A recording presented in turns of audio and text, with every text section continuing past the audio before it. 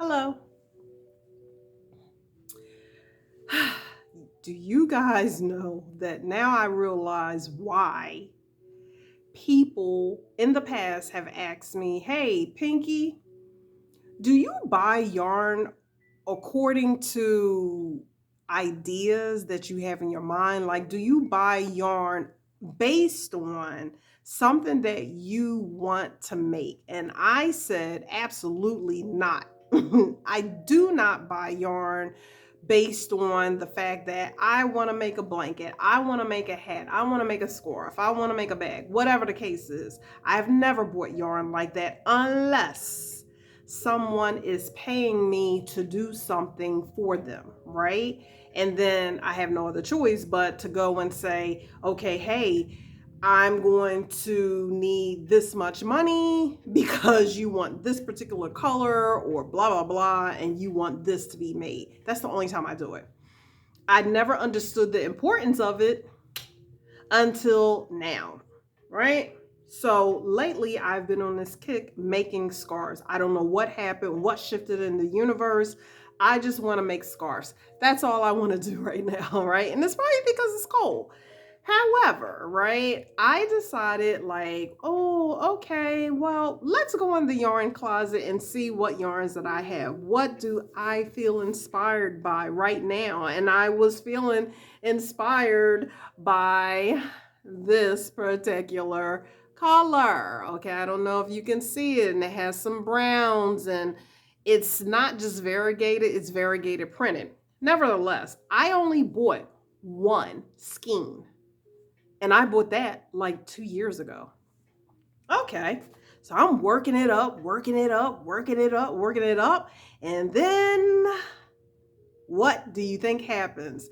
Because of the stitch that I use, which is pretty much a yarn eater, I literally only got through a quarter of making this scarf. So I'm like, dang, I need to go and get more. First, I went to the yarn closet, and most of you guys know what my yarn inventory looks like. I mean, y'all haven't seen it since I moved in a new place, but I promise you, it still is just out of this world, right? So I go to the yarn closet and I'm like going through it. I'm just like, no, no, no, there's no way that I only have one skein of this. I go into the storage units that I have. I'm going through bins and I'm like, I don't have another skein of this yarn. So I hightail it over the weekend. This part happened over the weekend. I hightail it to Hobby Lobby. Actually, I did it yesterday. And I was just like, dang, I gotta go get, another skein. What can I do? I'm a quarter way through this, right? So I go to Hobby Lobby. Luckily for me, they still have this particular yarn, right? But remember what I said. I bought that first skein that I had already started using the yarn with. I bought it like 2 years ago. So what do you think happened? Of course, they don't have that same lot number. So now I have to buy two.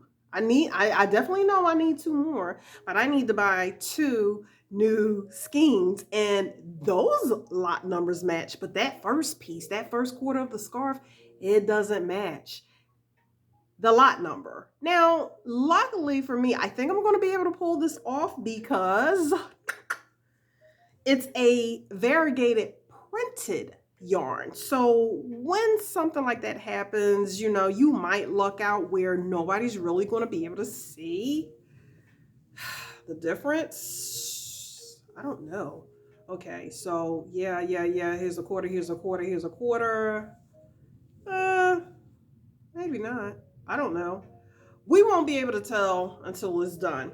Nevertheless, the reason why I'm bringing you this message, this public service announcement, is because for newbies, if you are new to crocheting and knitting, understand that matching your lot numbers is really important. So that brings me back to what I was saying. If if you are like me, where you're just buying yarn, you're buying yarn. Hold on, y'all. Sorry, TV is driving me crazy. Wait a minute. Hold on. I had music playing in the background, then they went to a stupid commercial. Oh, forget about it. I'm just gonna pause it. Anyway, So yeah, if you are new to crocheting or knitting, you may not want to do what I did over the years. I was just like going in the stores and I was just like, "Oh, it's clearance. Ooh, it's on sale. I'm buying, buying, buying, buying. Gimme, gimme, gimme, gimme, gimme, gimme, gimme." And I mean, I'm not trying to tell you guys what to do. It's just pure advice, right? What you don't want to do is find yourself in a situation, because here's one or two things that's going to happen. Most of us, when we buy a load full of yarn, and we're just accumulating it, we're accumulating it faster than we can get to it, right? If you're not going to use it right then and there, you don't know when you're going to get to it. And in this case, I did not get to this particular color until 2 years later. Now, luckily, they still had it, but you got to think about it. By the time you're ready to use it, right, you may just be inspired to use that color, and you might say, "Oh, I want to make a sweater for an adult. I want to make a long robe or something." And now you're so excited because you just looked in your stash and you're like, "Oh, that's the color." You start working. You might be like me. If you're like me and you just get all kind of like excited about the project, you just start working it, not even thinking like, "Well, how many skeins is this going to take? How much yardage of yarn will I need to complete my vision?" I am an artist. Like, dude, I am a free spirit. Like, it's funny because I'll plan other things, but when it comes to my projects, I'm just really, I'm just crazy like that. And I don't like to plan like that. And that's what got me into this problem. Well, technically, it's not a problem because it kind of worked out for me in the end. However, this is the first time that this has really, really happened to me. I have like started some crazy massive vision that I had, and then come to find out I didn't have a lot of that yarn, and then I went back out. And let me tell you something. Every knitter and crocheter knows there is nothing worse. It's bad enough if you go back and you can't match the current lot number that you have with the existing lot numbers that's already in the store. But it's real bad if you get through halfway through a project, even a quarter, and you enjoying the project and come to find out the yarn has been discontinued. Please, I know all of y'all pull yourselves together. Let's cry together, because I am pretty sure it has happened to a lot of you. And so I'm saying this message for the newbies. When you go to the yarn store, don't go all park ape like I do. I lose my everlasting mind in a yarn store. I'll be like, "Shine, just focus, focus, focus. You're just going to get this one color. You're just going to do this. Let's think about what you want." And then, it's, yeah, I don't know what happens.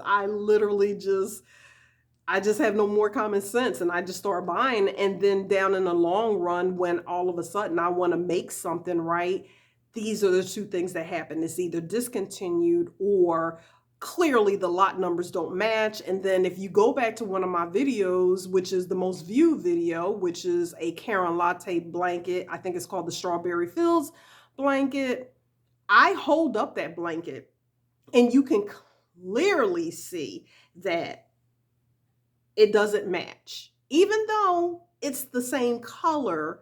But I didn't really pay attention to lot numbers. And that was one thing. I didn't understand the importance of matching lot numbers. And I know that's a little bit different than what I originally was talking about, because I'm telling you, be careful of how you build your inventory. In other words, I mean, if you're just one of them people that want to be a free spirit like me and just pay the piper later, then go right ahead, be my guest. I'm probably bringing you this public service announcement and still won't even abide by my own advice. But maybe somebody out there will listen to my advice. Maybe somebody be like, "You know what? Yeah, she probably right." Yeah. And the reason why I'm staying up making this video, because I just got off of work and I was just like, "Yo, dude, before I take off my makeup and my dress and all that, let me just go ahead and let everybody know," because it was on my mind all day. When building an inventory of yarn, especially if you are someone who is going to become a creator or you have like a little side business or whatever, the only colors that I feel like it's safe to just have in stock and you can get to it later is white and ivory. But now that I think about it, I stand corrected because I made a video last summer. Was it last summer, y'all? When I was just like, this white doesn't match this white, and this white doesn't match this white. And somebody called me out and said it sounded like I was reading from a textbook. But that's neither here nor there. I guess you probably shouldn't just overbuy yarn. Or how about this? Should I say this? If you do go park ape in the store, for those of you who never heard that term, that means like just a wild animal, just out of your mind. If you go berserk, I would say this: don't stock up on a whole bunch of single skeins. Does that make sense? That's probably what I should have said from the beginning. I guess you can, but when you pick up yarn and put it in your cart, just think about what you can make with one skein if it came down to it. Do y'all remember one of my giveaways that I had like long time ago before I reached, I think it was like, was it my 100? Was it 100 subscribers? And I called it the onesies.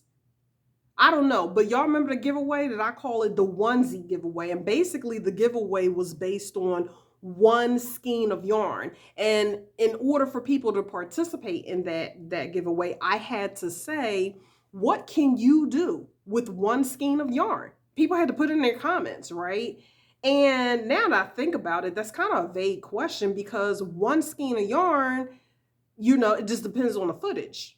It also depends on the ply, is a 4-ply, 3-ply, is it a lightweight, heavyweight, bulky, whatever. It really does depend. But what I'm saying is when you pick up that yarn and put it in your cart, just think for a minute, hey, if I'm only stuck with one, what can I make? And for this scarf, because it's going to be for a man, I don't like to see men in short scarves like that stop right up here. I don't get it. It's more like a bow tie if you do it like that. Like I like long scarves. Everybody knows that, right?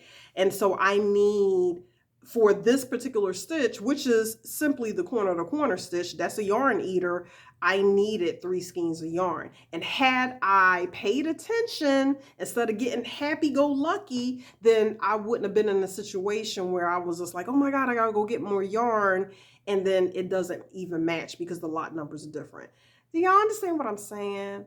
It's been a long day at work, and I just thought about you guys because I was just like, I haven't made anything for 2025 yet, so this is something. Now, this was not supposed to be the first video because the first video is supposed to be a treat, and my mom knows what it is. I didn't forget. I just been working like a maniac. And, and then coming home and jumping right into workout videos, but I just wanted to say that. Yeah, I just want to talk about yarn inventory. Like, don't go ape-ish, park ape in the yarn store without having something in mind. Like, in other words, plan your projects. Now I get the importance of it because here's the thing. As big as my yarn inventory is, guys, now it's going to be a vicious, never-ending cycle, right? Because I am trying to work down. See, I already broke one of my New Year's resolutions. I had told a friend of mine, I was like, you know what? I'm not buying 1 ounce of yarn for the new year. I don't care what. I'm going to improvise. I just want to see if I can go through a whole entire year without buying 1 skein of yarn. And I said the only way that I was going to buy 1 skein of yarn is if someone paid me to do a project and I absolutely don't have it in my inventory, or they specify a specific yarn, a specific color that I do not have, right? Because they're paying for it. So I'm not paying for it, right? The only thing I'm doing is providing my labor. And I've already broken it. Like, this is the reason why I don't make New Year's resolutions, because that crap does not work. And if people be like, you got to put your mind to it. Look, my mind, I only have enough mind to just do my job and come home and feed my fish. That's it. That's all the brain cells that I have. Anyway, yeah, I just wanted to say that. And there was something else I wanted to say about the yarn and the patterns, planning. Yeah, I think that's pretty much it. I don't plan. And on top of that, you know why, y'all? Because there's a part of me that's just lazy about it. Because I feel like all that damn planning just takes the fun out of it. It's like doing math, and I don't want to do math. I'm not good at math, you know, but I work in numbers all day. That's a scary thought. Yeah, so again, newbies, buy your yarn according to patterns, right? If you're following someone's pattern, that's easy because they will tell you how much yarn you actually need to buy, right? But yeah, I don't know. Just yeah, because now I'm going to have to go through that vicious cycle and try to use yarn, right? And then now I really need to say, well, Sean, you only got one roll of this or one skein of this. You can only make this. And that's going to make me sad. Yeah, I'm just rambling. Yup. So, yeah, that's my PSA starting for 2025. That's it. Y'all can see it in my eyes. I'm getting tired. I haven't eaten yet. It's getting late. So, yeah, bye. I'm done.